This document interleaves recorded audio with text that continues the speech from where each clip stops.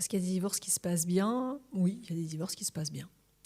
Il y a encore hier, tu vois, on signe un divorce, ils sont capables d'échanger quand on est dans la salle d'attente chez le notaire, ils discutent entre eux, ils discutent des enfants, tu sens quelque chose d'apaisé. Et donc oui, ça arrive, des histoires qui se passent bien. Et est-ce que ça a toujours été comme ça depuis que tu as le dossier ou ça s'est pacifié ? Il y a eu des étapes de tension. Et justement, parce que je pense qu'on les a aussi bien gérées et que le confrère aussi en face a eu, je pense, la bonne position aussi, on a pu aller vers cet apaisement. Et puis aussi parce que ça tenait aux personnes. On avait des personnes qui, toutes les deux, je pense, étaient capables de gérer leur tempête émotionnelle aussi à l'un et l'autre et qui étaient capables, à un moment donné, de mettre leur relation de parents au-dessus de leur ego, en fait. C'est souvent ça. C'est-à-dire que quand ton ego qui prend toute la place et tu n'arrives pas à mettre ton ego un peu de côté, et tu vas te maintenir dans quelque chose de conflictuel. Parce que justement, ma question, c'était est-ce que c'est vraiment possible de se séparer sans tout détruire et sans détruire aussi la relation ? Parce que finalement, quand on passe un certain temps avec quelqu'un, on a construit une relation. Et puis, j'ai l'impression que dès qu'on se sépare, c'est comme si on annule tout. Dans ce que je constate, moi, par rapport aux séparations, c'est que dans 80% des cas, il y a une destruction de toute la relation. On n'arrive pas, effectivement, à maintenir quelque chose. C'est une réalité. Il y a un pourcentage où les gens arrivent à maintenir quelque chose.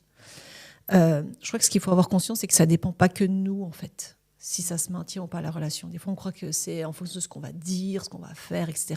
Des fois, vous avez beau faire de la meilleure des façons, vous avez beau mettre les formes, essayer d'exprimer les choses clairement, puis pour autant, l'autre, il va partir complètement en vrille et il ne voudra plus du tout de la relation. Donc, ça ne dépend pas que de vous, ça dépend aussi de l'autre. Peut-être que l'autre, il a besoin de rompre complètement, il a besoin que ça ne se passe pas bien. Donc, voilà. Donc, il faut aussi accepter ça. Ce qui est dangereux, c'est quand on veut absolument que ça se passe comme on voudrait que ça se passe. C'est-à-dire qu'on se sépare, mais on veut que ça se passe bien parce que c'est important que ça se passe bien. L'intention, elle est bonne, mais c'est aussi important de comprendre que l'autre, il n'est peut-être pas dans cette dynamique. Et si vous forcez à vouloir que ça se passe bien, ça se passera encore moins bien. Donc, on ne contrôle pas ce que l'autre, la réaction de l'autre. Il faut aussi lâcher par rapport à ça. Et que aussi, quand la douleur est trop importante, certains ont besoin d'une rupture complète. Parce que le maintien réactive la douleur, en fait. Souvent, quand on a une séparation qui se passe bien, c'est que les deux étaient arrivés au bout de l'histoire et non pas de difficulté à mettre un terme à la relation. C'est rare. Moi, je vois quand même toujours, il y en a toujours un qui est plus en avance que l'autre, en fait, dans la décision. C'est intéressant quand tu parles que parfois, on a besoin d'une coupure nette pour se reconstruire aussi. Et puis, parfois, l'autre le prend mal. Effectivement, moi, je pense qu'il y a dans les étapes, il y a un moment donné, il faut mettre de la distance, en fait, pour se protéger. Quand on ne va pas bien, quand c'est trop difficile, mettre de la distance, c'est nécessaire. Effectivement, l'autre, il le vit à nouveau comme un rejet, comme le fait de ne pas vouloir maintenir un lien pour les enfants et autres. Mais c'est là où il faut apprendre à décevoir. Effectivement, il va être encore déçu, mais en fait, je me protège, en fait.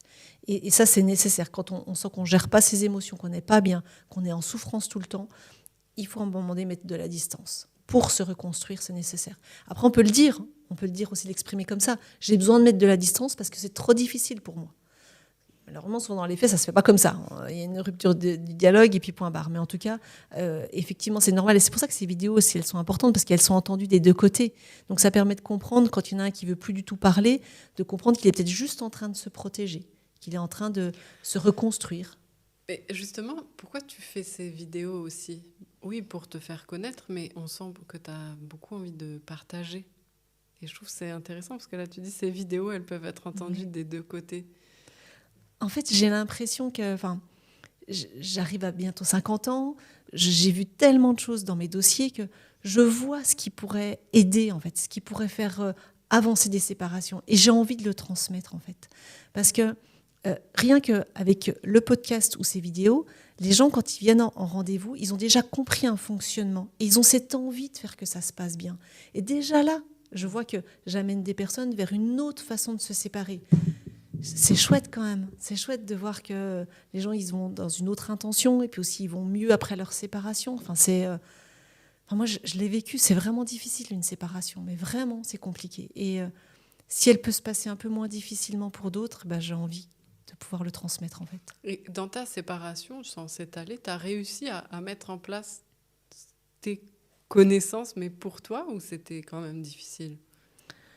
Très honnêtement, quand on dit les cordonniers les plus mal chaussés, quand tu es dans la difficulté, tu n'arrives pas à appliquer pour toi ton fonctionnement. Et tu as besoin de quelqu'un d'autre à l'extérieur qui vienne t'aider. C'est pour ça que même si on a un niveau d'intelligence en psychologie et autres, qu'on connaît la situation, quand on le vit soi-même, on n'arrive plus à raisonner correctement. Et on a besoin d'un accompagnement extérieur. Et c'est pas un manque de capacité, c'est pas un manque de quoi que ce soit, c'est notre cerveau, comme je l'expliquais tout à l'heure, qui à un moment donné ne raisonne plus. Il a besoin de quelqu'un à ses côtés qui lui dise « Ok, pour l'instant tu raisonnes plus, c'est compliqué, c'est douloureux, mais on va avancer en fait ensemble. » Et par contre, cette expérience, moi, de l'avoir vécue, ça me permet de comprendre tout ça, de comprendre mieux ces phases. J'ai pu m'analyser aussi, mais il m'a fallu quelques temps. Ça va faire maintenant bientôt 10 ans, en fait. Mais il a fallu ce temps-là, presque, pour comprendre toutes ces mécaniques et pour pouvoir mieux accompagner, en fait. Parce que quand on est dedans, quand on souffre, quand ça concerne tes enfants et tout, c'est douloureux. Donc, tu es moins dans une bonne capacité pour raisonner. De ce que tu as vu, pourquoi il y a certaines séparations qui laissent des dégâts durables alors que d'autres, elles sont plus apaisées? Est-ce qu'il y a des signes ou des choses qu'on peut faire? Moi, j'ai l'impression que ça laisse plus de dégâts quand on refuse de faire un travail sur soi. Toujours, ça revient à ça. Ah ouais, c'est quand on ne veut pas soit prendre sa responsabilité sur la situation et qu'on reste bloqué sur le comportement de l'autre. Tant que c'est comme ça, effectivement, ça laisse des blessures, mais terribles. Donc, à un moment donné, là, moi, j'ai rencontré quelqu'un, ça faisait 8 ans qu'ils s'étaient séparés, ça n'allait toujours pas. Je leur dis, on fait quoi? On continue dans le même système, ce que vous aviez fait avec votre ancien avocat? Ça va toujours pas. On continue comme ça. Je dis, si on travaille ensemble, on va tout changer. On va travailler autrement, on va travailler sur vous. Alors, c'est déstabilisant parce qu'on préfère aller râler sur l'autre, tu vois, d'aller gratter sur le comportement de l'autre. Je savais 8 ans. Vous voyez bien que vous en sortez pas. On fait autrement ou pas?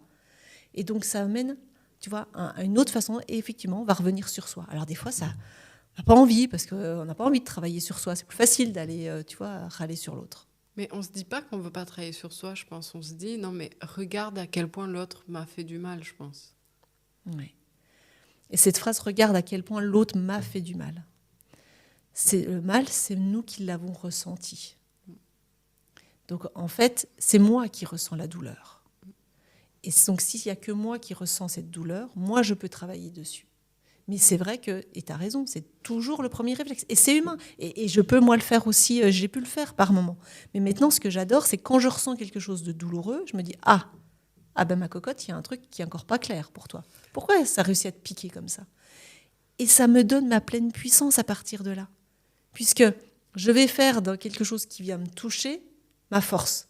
Ok, ça m'a piqué. Effectivement, ça m'a bien piqué. C'est le comportement. Pourquoi ça me pique autant que ça? Qu'est-ce qui n'est pas clair à l'intérieur de moi?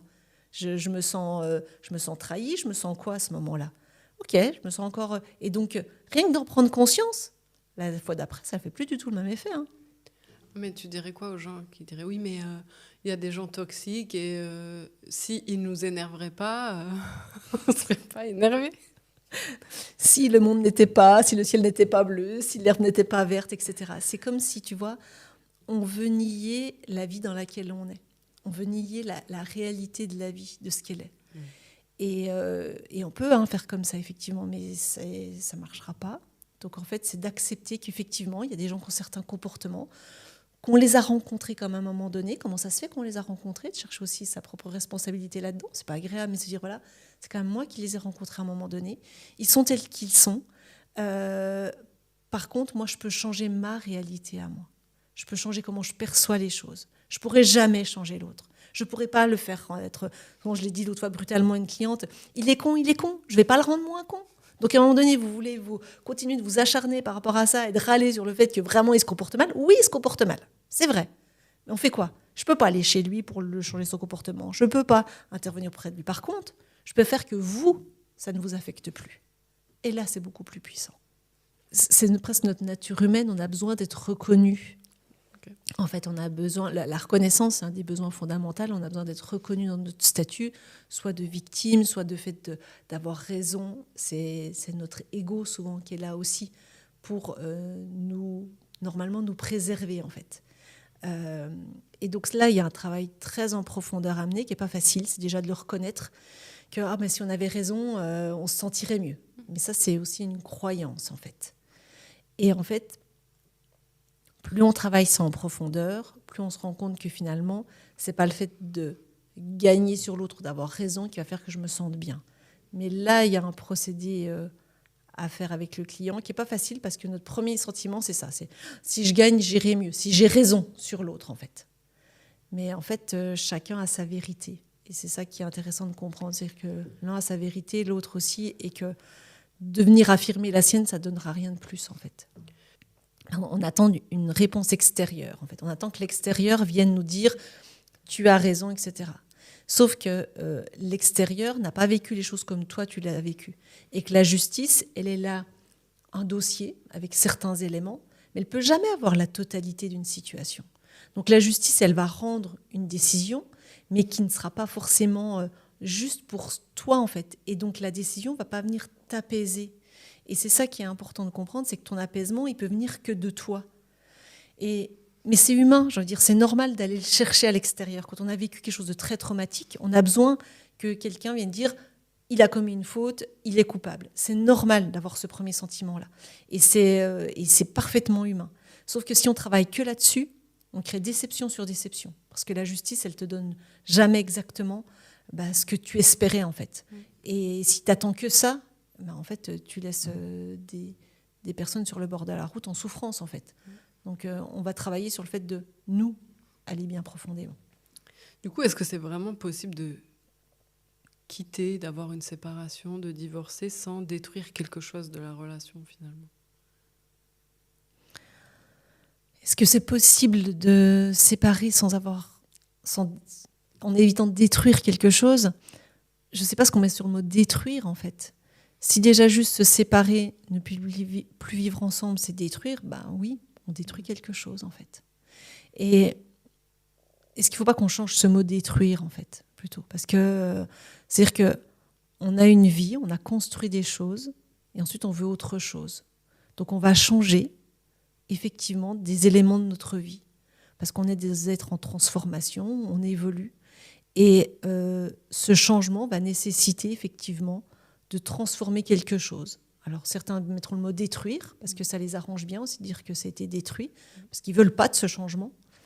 Mais je crois que parfois, il faut aussi accepter que quand on a besoin d'évoluer, besoin d'aller mieux, ça va décevoir autour, en fait. Et que pour certains, ils auront l'impression d'une destruction. Et il leur faudra peut-être quelques temps pour se rendre compte que ce n'était pas une destruction, c'était un changement pour sauver tout le monde. Parce que rester dans une situation où on n'est pas bien, on est malheureux, c'est aussi une destruction, en fait. Donc est-ce que je me détruis à l'intérieur d'un couple où visuellement on ne change rien, tu vois ? C'est-à-dire que sociétalement on est toujours en même couple, mais à l'intérieur tout se détruit. Ou est-ce que j'arrête ce couple-là pour revivre autre chose séparément ? Parce que souvent, la destruction, elle peut se faire vraiment à l'intérieur d'un couple. Et ça va très très loin. Moi, je vois des situations où on se détruit de façon très violente. Et pourtant, d'extérieur, on a maintenu un couple. Donc, tu vois, le mot destruction, c'est qu'est-ce qu'on détruit vraiment ? Par moment, il faut peut-être détruire une image d'un couple ensemble pour se reconstruire vraiment séparément. Oui, parce que parfois, de l'extérieur, les gens pensent qu'on est un couple idéal, mais en fait, l'intérieur, c'est beaucoup de violence. Et ça, c'est souvent classique, en fait. Dire « Ah, mais on pensait que tout allait bien chez vous, etc. » Ouais, mais personne vit à l'intérieur d'un foyer, personne ne sait ce qui se passe, personne à l'intérieur d'un couple. C'est pour ça que pas de jugement sur lorsqu'on a des amis, de l'entourage qui se séparent. Ces moments de jugement peuvent être vécus vraiment douloureusement quand ça nous arrive.